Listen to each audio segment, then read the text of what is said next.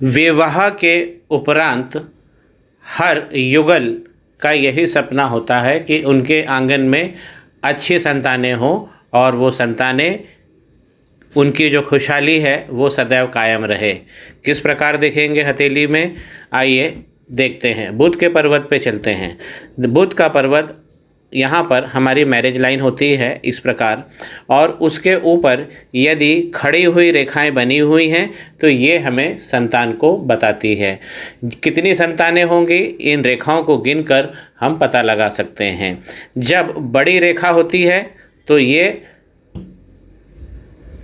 लड़के की उत्पत्ति को बताती है और छोटी रेखाएं जो होती है वो बेटियों की उत्पत्ति को बताती है।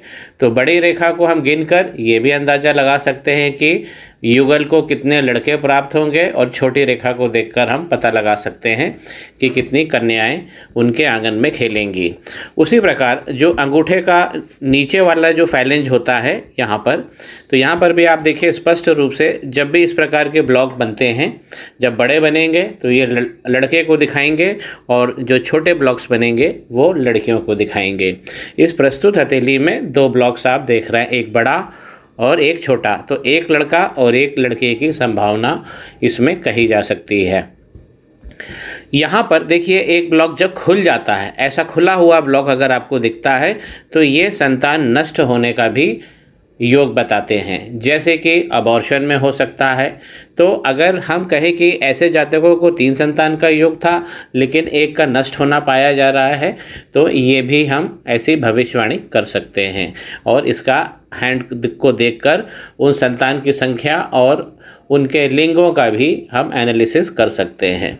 अब बात आती है कि जो संतानें पैदा होंगी वो कितनी खुशहाल होंगी।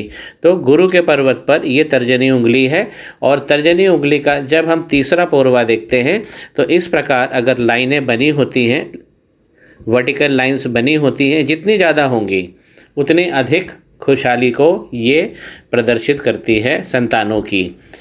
संतान की खुशहाली के लिए कम से कम अगर 2 लाइन बनी है तो उनका करियर अच्छा रहेगा और वो जीवन में सदैव तरक्की भी करेंगी।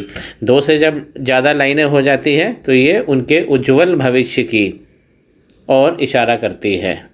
जानकारी स्पष्ट हो, श्री गणेश करें, पाम ब्लॉग को सब्सक्राइब करिए।